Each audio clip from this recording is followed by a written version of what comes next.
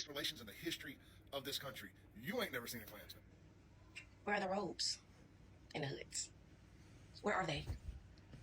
Sir, where are they? You never seen Klansmen? I never seen Klansmen. Where are the robes? You think they burned them? No, sí duele. Or are they in somebody's grandfather's attic? Pero no Sentimental value, because you know, his wife sold the robes. You know what I'm saying? So yeah, they're holding on to them. You never see them selling them resale, never see it on eBay. You don't see that. They're holding on to them. Right. So they're proud of it. As far as the garments of the Klan. So a lot of times they don't wear those robes out in public so much as in the marches, you know. A lot of them end up in police uniforms and, you know, scrubs, because they're, you know, nurses and doctors or lawyers, judges, things like that, you know. Institutionalized racism.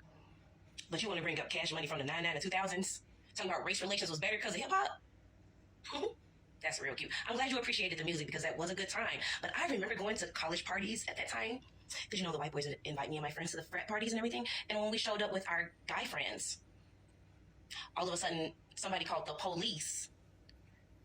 And of course the black people will leave because, you know, they could kill us. So, you know, we leave. And then after about the third time this happened at a white party in general, I noticed that all the white people were chilling. They wasn't scrambling and scraping.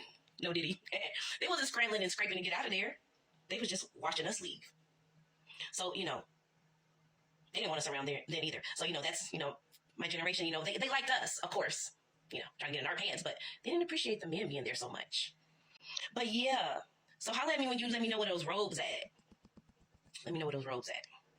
And because you are a Gen Xer, like myself, you know that our parents were born during segregation. Absolutely.